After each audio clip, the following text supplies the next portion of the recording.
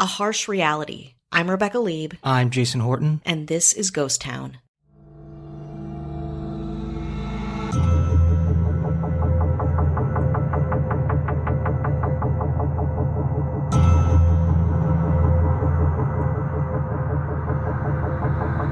The investigation into the murder of model Jasmine Fiore is far from over. Police this morning are looking into whether her ex-husband, TV star Ryan Jenkins, acted alone. They're checking to see if he had help disposing of her body and if he had help escaping to Canada. On August 15th, 2009, Jasmine Fiore's strangled, mutilated body was found stuffed in a suitcase and tossed in a dumpster in Buena Park, California. This case has become synonymous with reality TV, as Fiore's killer, Ryan Jenkins, was a contestant on Megan Wants a Millionaire, and her murder coincided with the airing of the show. This is the story of Jasmine Fiore and the reality television show Megan Wants a Millionaire. Stuff like this is really hard. We've done a couple things where it's like a murder on television. It's really hard because we both worked in entertainment for a long time, and there should be a lot of checks and balances in place to have something like this not happen. To have someone, we talk about mental illness and reality TV. We talk about violence, aggression, problematic people that get attention from being on these television shows and what happens to them afterwards and the struggles that they have. But this is like worst case scenario stuff. I think too about, did you ever watch Top Chef Just Desserts? No, I'm familiar with Top Chef, but I've never watched it. The runner-up was also like a horrific, and I'm going to let you, if you want to Google him, you can. I won't get into it because we have this case to talk about.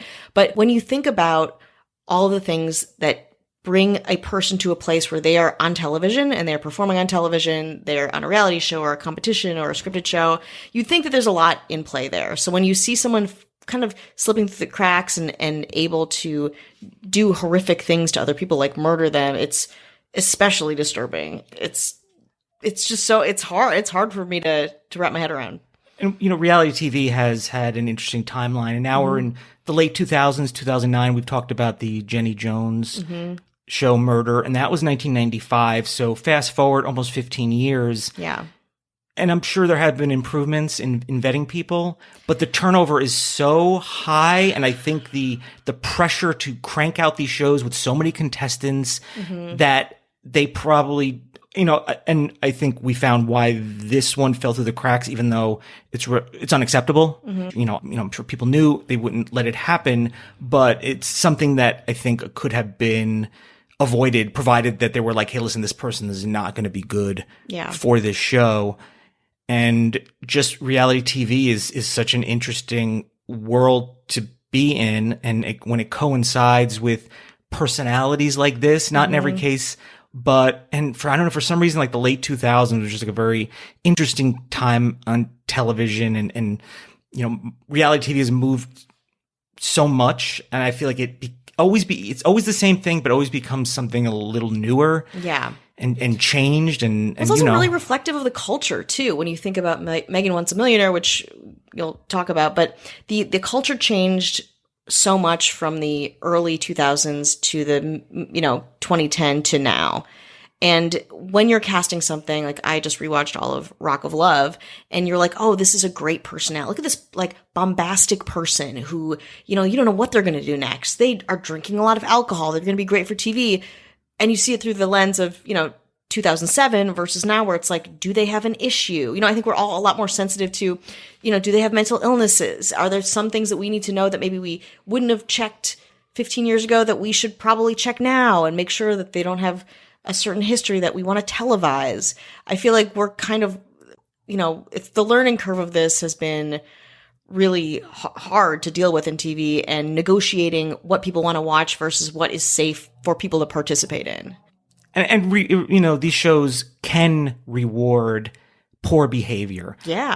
I mean, depending on what the poor behavior is, that's fine. It's, it's entertainment, it's television. You can choose to watch or not to watch, and people that sponsor these shows can choose to do it or not. And, I think also we could be part of the problem by watching them and rewatching them and getting syndicated, and they live forever. And unfortunately, in this case with Jasmine Fiore and Megan Wants a Millionaire, it's now going to live forever connected to a reality show, which is a really strange, kind of sad place and thing for everyone. So first I'll get into a little bit into the show. Great. And then just to give you a little backstory, because the show happens before the murder happens, but they happen very, very close together. That's also incredibly fucked. So there's a chronology in there. Megan Wants a Millionaire was a reality TV show, aired on VH1 from August 2nd to August 16th, 2009. Very, very short. Whoa. The show revolved around 17 men who had to compete in order to win the love of swimsuit model Megan Hauserman. She was a contestant on Rock of Love. The show had problems and controversies. Not Rock of Love. That had none. None. That was very benign. It was, but this show already did, so it wasn't. The problem is the show wasn't necessarily poised for success anyway. Yeah. So whether, unfortunately, this happened or not may have not changed the outcome of the show. And if anything, it probably, it'll end up on a lot of lists of horrible things that have happened on reality shows, which I'm sure is horrible for everyone involved. And, but if you're looking for more notoriety, and I can't speak for Megan Hauserman. I'm sure the answer is no, but you probably found more in this unfortunate circumstance than if the show played out. Oh, for sure. I think this is something that and again, this is perverse, and I'm admitting this to people who listen. I've sought out footage of this to give myself a sense of what went on, just from knowing VH1. I also think this is one of the last VH1 shows in the VH1 machine. So I think once you got cast on something like this, you assume that you'd be on a bunch of different things, And of course your behavior is like, oh, this person's really dynamic, or is it bombastic? We need to have them on other shows. And if it was an MTV one, you're on Road Rules Forever. Totally. It's like Bachelor, it's like you're in Bachelor Nation, and let's put you on Bachelor in Paradise, and let's get you some hosting gigs. And they invested in you already, so you already have like an IP about yourself, and you already have a personality, so then they've already invested, there's equity in you already. Totally. So why not put you in another show? And people are always like, oh, I got to see, I like her, I don't like her, I don't like him or them. I want to see what they're going to do next instead of just having fresh people every single time. Yeah. And Megan's IP, I think, is also like pretty important to this story. And that, like, I'm sure versus like maybe a Daisy of Love where it felt more emotionally intense, Megan was very flippant, and she was very like, superficial in these ways. And that was kind of her brand, is to be like, I want money, I want status. So in the casting process, perhaps, and I don't know any of this for sure, maybe they were looking for different things than they might have looked for on a more traditional reality show. But that's not an excuse. I want to say that too. It had low ratings from the very beginning. So the low ratings started immediately. I don't know if it was the competition of other shows. They weren't interested in that. She needs someone to play off of. Yeah. I don't think she can carry it. For whatever reason, things don't, just because it's a reality show doesn't mean they work. Many of them fail. Some of them succeed for a very long time. And, she wanted to be a trophy wife. That was what she wanted. And, didn't make any, allusions to anything else. Wanted to be, a trophy wife. And, like I said, the people they bring in. Yeah. She's literally always in a metallic bikini. That's all I remember of her. And Ryan Jenkins, who was a contestant, he murdered his wife, Jasmine Fiore, on August 15th, 2009. The show was airing during that time. We'll get a little more in the chronology of it. The airing of the show was already midway through, and they pulled it out, out of respect for the family of Jasmine Fiore. And also probably it's not a good look. No. I don't know if people thought maybe, I don't know if executives were like, this could be this could be a kind of like watching a car crash type thing. Like a very dark thing to watch. But it's also in very, very poor taste. So that I believe they did the right thing. Yeah. The show, and if the show doesn't feel responsible or culpable in some way, that's fucked too. Obviously this person killed this other person, but the show was so intimately involved in the timeline that you can't ignore that. So they only aired 3 episodes initially. There were 1 through 3 was already aired. 4 and 5 were on YouTube, and I don't know where it's at now, but there's episode 6. I don't know where it might exist. I didn't look to see. I just watched, some of the first episode. And so there seems to be at least 6 episodes, and what's available is you can probably find now. You could pretty much find anything online. If somebody has it somewhere, or you can seek it out. Definitely. So the plot of Megan Wants a Millionaire, 17 single millionaires. Sure. I suppose. Loosely. Loose millionaire. Yeah. Also a millionaire, do you have 1 million? Do you have 17 million? Is it 1 million liquid, or is what are it, we talking here? Let's see those tax returns. It's like, my parents are going to give me their house when they pass. It's they a nice said, house, I mean, does that make you a millionaire? I don't know. I don't think that was really important. It's just they didn't get, and from my remembrance of it, they didn't really go into that so much. So with the help of Megan's friends, she had a couple of friends helping her out. A couple of buds. The last man standing got to get Megan as his trophy wife. You just get her, I guess. She just gets in the car with you on the way out. She would bring celebrity guests to help her pick which contestants stayed and which were eliminated.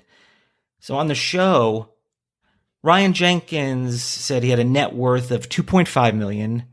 And he would say things like, "I'm so James Bond, I'm going to rock it." Also, how is net worth calculated? Do we know that officially? Is that a closely guarded secret of Forbes? Sometimes I wonder if they just pick numbers. Yeah.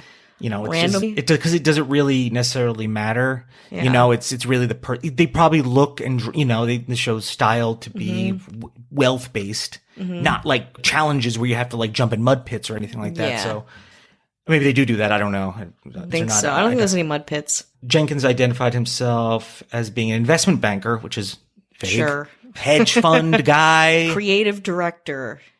Here's what he does. He turns player girls into princesses.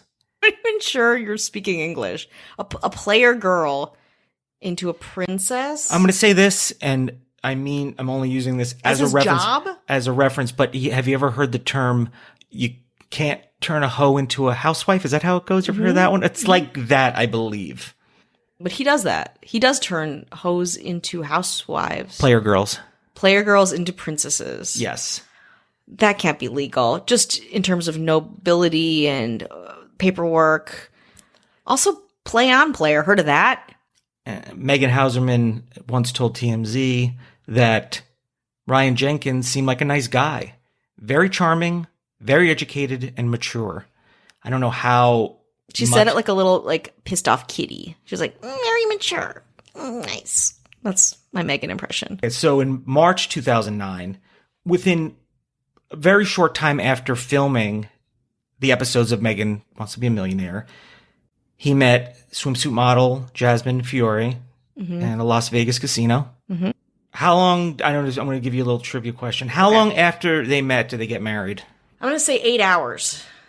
You don't know. You don't know what, you don't know what the traditionalists they are. 48 hours. 48 hours. Whoa. Playing, hard to get, the slow game, just really getting to know each other. They knew first and one last name between the two of them. Okay. So they had, a quick ceremony in Vegas. They were already there. Mm-hmm. And it was a very tumultuous relationship. Mm-hmm. They didn't know each other. Yeah. So there's things you're getting, fighting and getting mad at. It's not, not necessarily the fault of the person. It's like, I didn't know this about you. It's like, well, we got married in 48 hours after meeting. And, I feel like sometimes, people can be very impulsive. It happens. Sure. Well, also, you're drinking, you're in Las Vegas. You're not sober. You're enamored. There's a lot of feelings happening based on hormones and substances and just the fact that you are in Las Vegas, Nevada. Maybe he just got off his, reality show trip, and Jasmine Fiore, she was kind of, she would do advertisements on Howard Stern, and she was like a model, and she was kind of working in a very kind of those environments where it's could be a lot of excitement, and everyone's looking for a thrill, and that's where they're kind of at in life, and with that comes with problems, probably their personalities. I'm going to say it's his personality that is ultimately the very, very bad. Even if she's has things where she's not a perfect human being. No, but he's a murderer. Yes, he is. It's what makes a person capable of doing that? And all of those, red flags, those benchmarks, it's like, if you have that capacity, I'm sure it's shown through in little and big ways before that. So supposedly what the impetus of this is, Jasmine was playing poker with a group of friends at the Hilton, and she was being rude, was putting Ryan down, and I don't know, whatever. Yeah. He's probably annoying. I mean, he is. He's coming off of Megan Wants to Be a Millionaire. So I'm sure he's bad personality, and then maybe flexing. Like I'm on a TV show, like that kind of vibe. And again, the show is just beginning, so it's kind of at that interesting cross section of like it's running right now, and reality TV is like an interesting thing still to people, and it still is now. And at that point, again, it was very VH1 shows were their own brand. They were very successful, and I remember when shows like that came out on VH1, they would advertise them so aggressively, like everywhere. And then the whole group moved later to the Ivy Hotel for drinks.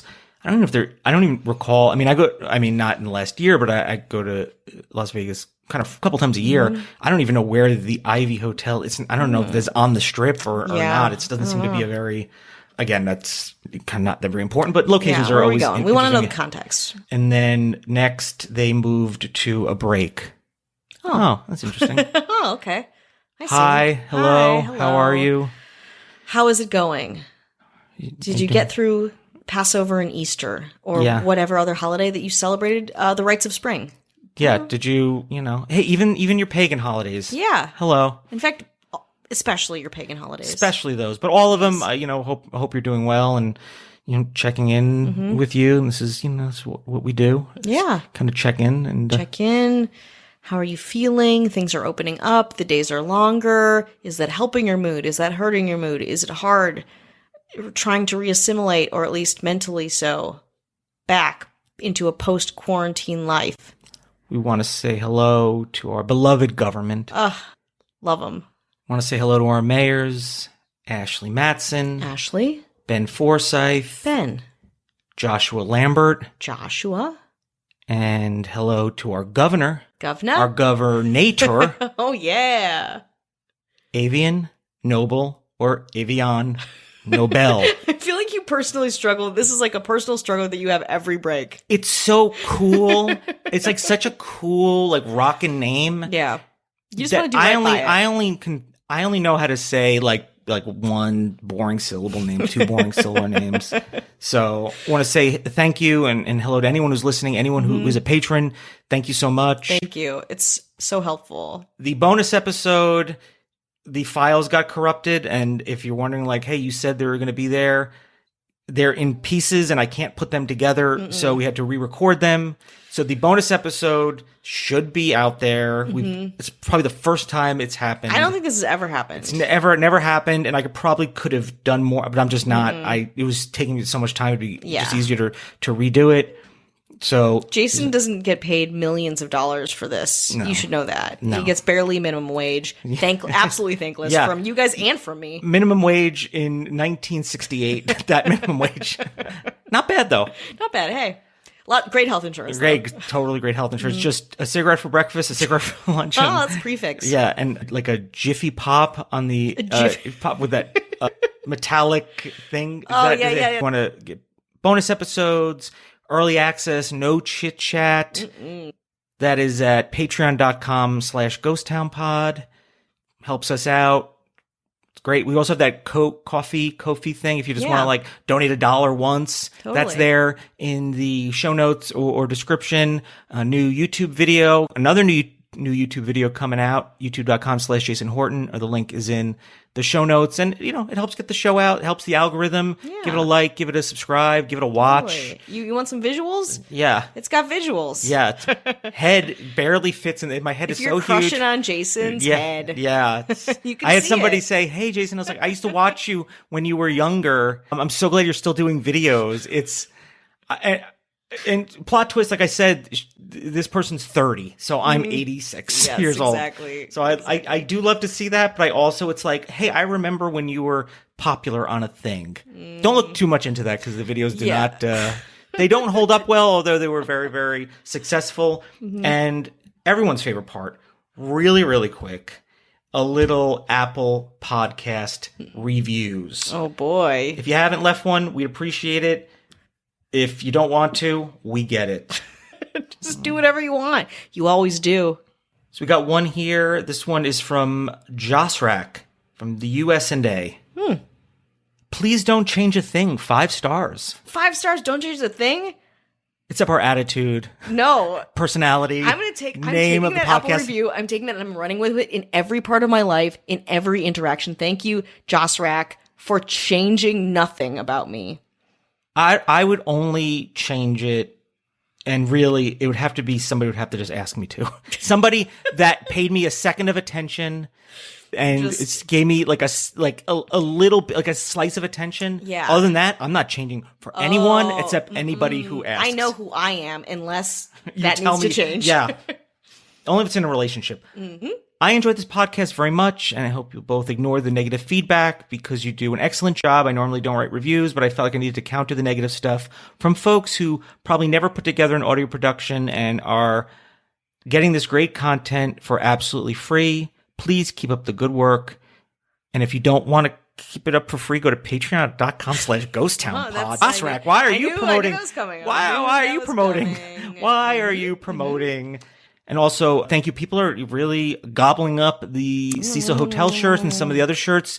A couple of them go to some great charities. So you can go to ghosttownpod.com/store, or there's a link. Check it out. Pretty low priced, free ship. It's like whatever. Listen, you're going to go outside soon. You're going to be around people. You need a hoodie. Get yourself some more sweats. Yeah. Please. Yeah, come on. Don't change a thing until you have to. We should get sweatpants. I would love sweatpants. I'm going to work on that. Yeah. Thank you, everyone. You've inspired me. This is how the magic happens. You just heard it. So we're going to take a detour, unfortunately, to late 2009, Las Vegas, and the story of Jasmine Fiore, Ryan Jenkins, and Megan Wants a Millionaire. I always want to say Megan wants to be a millionaire. No, she doesn't want that. No. She wants someone else handling her money and telling her and dictating her life. Some of these reality shows have such a hold, and these titles have such a hold, like Who Wants to Be a Millionaire? And it's hard to separate them. Yeah, you're doing a mashup in your head. So they go to the Ivy Hotel for drinks, and it said that she spent a lot of time in the bathroom on the phone. Okay. Which I feel like if you watch a television show or movie, that seems like the thing that is why are you in the bathroom? Who are you on the phone with? Yeah. We're in Las Vegas. I'm very, very drunk. I'm on Adderall. And, listen, I don't know that for a fact, but I'm not passing judgment on Ryan Jenkins is like the least of my concerns. Yeah. But I'm going to make an assumption that there might be more than one beer involved and a terrible, person with a terrible past in this situation. Yeah, and it's kind of what I was saying before too, where it's like the impetus for the marriage, it's like all of this is fueled. Bad decisions are often fueled by other things besides the person themselves. I mean, including the person themselves. So it was 12:30 a.m. She said she was on her phone with her mom. It probably wasn't on the phone with her mom. Yeah. But whatever. My mom goes to bed pretty early. Yeah. Hers doesn't. And then he was screaming, "Who you talking to?" However that played out, I wasn't there. I couldn't really find the information. It's not like there's audio of it, but you can assume that they were, who you talking to? It's just my mom. No, it wasn't. Don't lie to me. That's what I'm gleaning. That word again from this. And about an hour later, they went up to their room and they were still fighting. So let's fast forward a little bit. Police. And also, I didn't put it in triggers, warnings in the beginning. And again, I'm not leaning into that, but there's some parts that are kind of harsh. Okay. So according to police, Fiore was found strangled, placed in a suitcase, and found Saturday morning in Buena Park, California, which, if you're familiar with the landscape of Southern California, I would say it's east or west of Santa Ana. So it's a little bit south of Los Angeles, not that far, within 45 minutes of LA, and from, it depends, 5-6 hours, depending how fast you're driving, 4 hours from Las Vegas. and her teeth and fingers were removed from her naked body to help, not have her identified, which, oh God. Listen, I mean, it's hard when you just got married, you know what I mean? You got married, a few months previous. So it's all kind of happening. He actually called the police to report her missing the day the suitcase was found, conveniently. Convenient. And he wasn't, no other contact, and they could not find him immediately upon finding the suitcase. So then they formally named him as the suspect.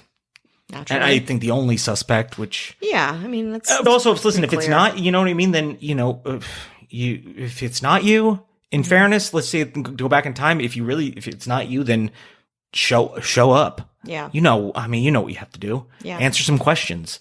Yeah. Do what you supply DNA test or whatever they're asking for. And they issued a warrant for his arrest. And this is in the Orange County. So I guess Buena Park falls under Orange County, I guess. It's probably right at the top of Orange County. Kind of on the way to like Disneyland. So they found Jenkins' car with an empty boat trailer attached in Washington, up towards Canada. That's going to make you look pretty guilty. A man matching his description was spotted at the tip of Point Roberts, a peninsula in Washington, accessible from the United States by boat overland from Canada. They believe he just walked across the border. I guess that's how you do it. And when Megan Hauserman, is that right? Is it Hauserman? Yep. She was afraid to leave her apartment, thinking, I thought he's going to come after me next, which not an unfair thing. No, I mean, you did just, and not even romantically, but you did just reject him on national TV. He clearly has the capacity to kill people. I think that's a pretty sane worry. So how she was identified was from the serial number on her breast implants. Oh my God, that is so sad. Yeah, that was like the one part of this where I don't really do that many of these. It was just like a really, again, the whole thing is very, it's not like it was any more or less said. When you hear things like that, when things get like a human being gets reduced to a serial number on it was tough. And again, the psychological place you have to be to mutilate a human body to that point is also just so incredibly disgusting. Police traced Jenkins to Hope, British Columbia, and he's over the border. He had stopped at the Thunderbird Motel on August 20th, paid for 3 nights, did not check out on the 23rd. The manager checked in on him, and he was found dead, hanging from a clothes rack by a belt. So he cowered and killed himself. And he had a past. I mean, she, I think, made a report that he bruised her arm or he pulled her by the arm, and who knows what else. I mean, that's things that were reported. He had a history as well, but it was things that happened in Canada. So when they vetted him, it was just the United States. Yeah. Which is, I mean, how much more does it take to... Yeah, I mean, it's like that will never happen again. Like that, there must be safeguards in place so that if someone's from a different country, and there's a lot of Canadian people that are on American reality shows, that discrepancy, or like, I don't want to, badmouth casting people, but they do things in service of getting things done for the show as quickly as they can, in a point where they want the producers to be as excited as they can about who's casting, and sometimes things fall to the wayside. It's a horrible thing to have happen, and I can't imagine. I would imagine there's new rules in place around this case.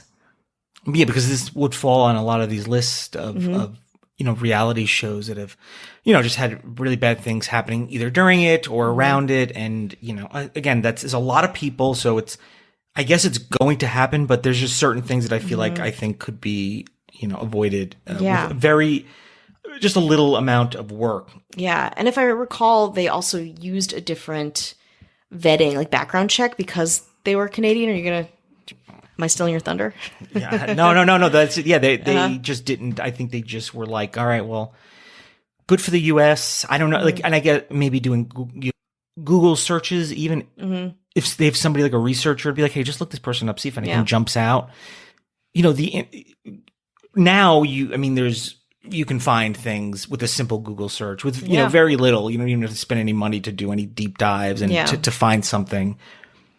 But according to Jasmine's former boyfriend, Robert Hasman, says Jasmine was a beautiful person. She was a very caring individual. She loved her family and friends. A lot of the information you see in the news is not true. She's a beautiful person. I think people were saying, I didn't get into it, but like, you know, that she was, whatever, had a attitude, whatever, you know, those things where it's like, I'm wild or whatever. Yeah, It's like, no one deserves to die. Yeah, it's like, that doesn't make you feel, I don't want to hear it. It's such bullshit when people say that, where it's like, nobody deserves this. Yeah. I don't care what kind of person they are. I don't care what they've done. Like, that is not okay to try to essentially shame someone post-mortem for their lifestyle. She's just a beautiful person. She had a lot going for her. So I just wanted to add something, and a lot of people had a lot of nice things. And then as far as Megan Hauserman, I, you know, was looking up some interviews with her, and, you know, I think in 2010, she got like a DUI or something like that, you know, and I think she's probably, we're just trying to find her way, and she seems to be doing okay, I suppose. Yeah, she must be in her like late 30s now. Yeah, something around there. And so she seems to, you know, with all that, she seems to be doing. I'm sure she probably lives with a little bit of, you know, I'm sure it's got to be tough. Oh, of course. To live with, and there's probably a huge talking point though when it, you know, she seems to still be interviewed, and, you know, she's kind of still in the reality world and stuff like that. But she seems to be, you know, doing well, and you know, just part of that. You're just now part of that zeitgeist. Is that the right word? Like, absolutely. I'm curious as to what she's done recently, if she's done any reality show or Talking Heads or like kind of things, but hopefully she's just enjoying her life, and like most people, like I may have mentioned this to you, I know a couple people who were on Rock of Love, not on her season specifically, but it does feel like it is this insane part of their lives that they don't, you know, linger on every day. It doesn't define them, but it's of a place and time. And now, you know, Megan's place and time is fraught with this horrific incident, and it's not as positive as I'm sure she assumed it might be. It's also like, this is our second full episode where a body has been mailed to California. Yeah, so I mean, I want to say, make it a third.